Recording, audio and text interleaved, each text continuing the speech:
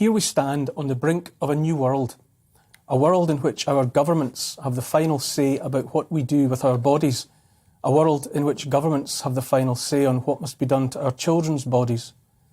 Germany is closer to the edge than us, so too Austria and others. German politicians will hold a vote to decide whether vaccines should be compulsory. On Thursday, they decreed that those who had not so far accepted the vaccines would be banned from all non-essential businesses, bars, restaurants, cinemas and the like. This is the same game Austria has already played. Doors are closing, options grow limited. Here in Great Britain, our own elected representatives are sniffing the wind and weighing their own options. Last week, Oliver Dowden, co-chair of the Conservative Party, was asked what he thought about the steps taken in Germany and Austria, what he thought of the notion of making it illegal to refuse the vaccine. He said, "It's not something that we want to do or plan to do in the United Kingdom. Hopefully, we won't have to do any of that, as long as people, when they get the call up, take the booster." I noticed the use, inadvertent or not, of call up. Nice military echo there. 1, 2, stand by your bed. He was pressed to say if he would simply declare that compulsory vaccines were wrong in principle, and that as far as he was concerned, his party, his government, should and would never do such a thing, not under any circumstances. But Oliver Dowden would not and did not say that, presumably because he could not. He twisted and turned like a hooked fish, the bait swallowed and the hook fast. But his position was plain to see, glinting in the light. He would not rule out compulsory vaccines for all. His answer boiled down only to, as long as you get the jab, we won't have to force you. Here's the thing. Any politician, any government that will not unilaterally and unequivocally rule out compulsory vaccines is just waiting to see when the time is right to bring them in. I say that what we are watching here is a government biding its time, sensing which way the wind is blowing on the continent and in the rest of the world, waiting its turn to do as Austria and Germany have done, and as others will surely do soon. EU Chief Ursula von der Leyen has already called for compulsory vaccination in all of its member states. And so here we are, on the brink. Mercifully, it's not all bad news. No, really, it's not all bad news. Banning only the unvaccinated from bars and cinemas and the rest, making the vaccines an unavoidable legal requirement for participation in the ordinary stuff of life, these are the contents of a closed box politicians all over the world have been contemplating for a while. It's a box I think they always planned to open eventually. It was always and only a matter of time, a matter of when. But I say again, that is not all bad news, because the contents of that box in which lies the ultimate say over our own bodies, our children's bodies, our freedom to live our lives unmolested, are dangerous for all. Because once that box is fully opened, the masks, and I don't mean the trillions of strips of plasticised fabric presently littering the streets, hanging from trees and fences, sinking into our oceans and choking the life out of wildlife. I mean the masks disguising totalitarians as Democrats and liberals. Those masks will finally be off. And that, emerging as though from a chrysalis as a fully fledged totalitarian, takes some nerve. As they do say, you can't ride two horses with only one backside. If our elected representatives open that box, the days of masquerading as freedom-loving, liberal-minded public servants, the trustees of generations of democracy, will be over and forever. Once that box is open, once we step over that edge, there will be no going back for anyone. Is cuddly, messy-haired Boris Johnson really going to stand up and declare himself the sort that would insist that he and his colleagues, and not we citizens, have the right to decide what happens to our bodies and our children's bodies?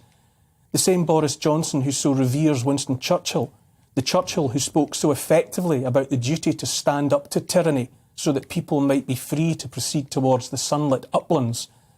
Would that version of Boris Johnson be prepared to sanction the kind of tyranny and then force that would surely be required in order to get a vaccination, multiple doses of a vaccination, into every arm? I don't know the answers to those questions because I cannot look into his or anybody else's heart. But when I say the cold wind of compulsory vaccines is not all bad news, I mean it, because it will reveal the truth of what governments here and around the world are really all about, and the truth will set you free. What anyway will be the truth, the reality of compulsory vaccinations?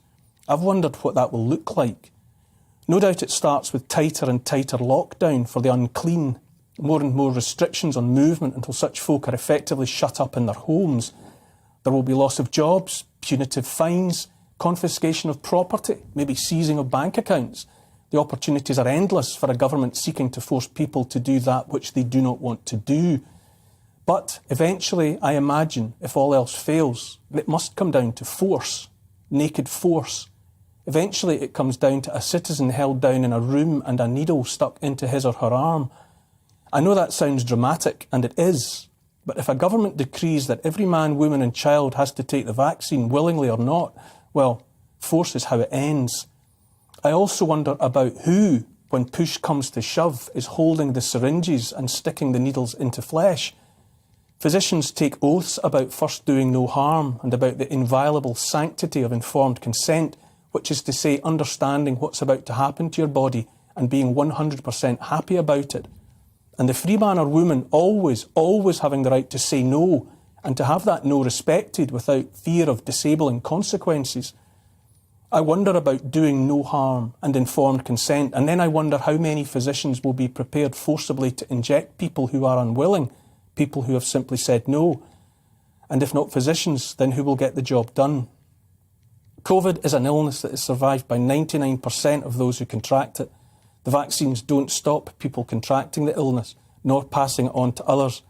As for the Omicron variant, many scientists, including in Africa where it was first identified, say that so far it has resulted only in mild symptoms. And there is no doubt that there are many questions remaining to be answered about the safety and effectiveness of the vaccines. From the beginning of vaccination, those questions have been silenced. That strategy makes no sense to me and seems plain wrong. Already we know for certain that uncountable millions of people, children among them, have suffered dreadfully on account of the lockdowns and other measures already endured. Even as we seek to comprehend how much damage has been done, politicians, scientists and the mainstream media are howling from throats wide open for more of the same. I say, and in this I speak only for myself, that the idea of compulsory vaccines in these circumstances is an evil one. Evil. Russian writer Alexander Solzhenitsyn survived to tell the tale of life in the gulags, the work camps of the Soviet Union. He wrote, "The line separating good and evil passes not through states, nor between classes, nor between political parties either, but right through every human heart and through all human hearts. This line shifts. Inside us it oscillates with the years, and even within hearts overwhelmed by evil, one small bridgehead of good is retained.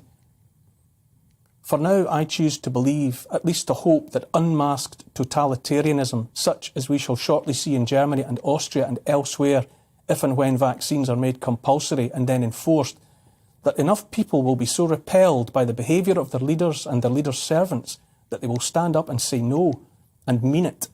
The line separating good and evil passes through every human heart. I believe that. I know it runs through mine, and that I have the capacity to do wrong as well as right. The outcome of all of this is up to us. And there's something else worth remembering every day. I've said it before and I'll say it again now. Governments amount to hundreds, while we amount to millions. They are few and we are many."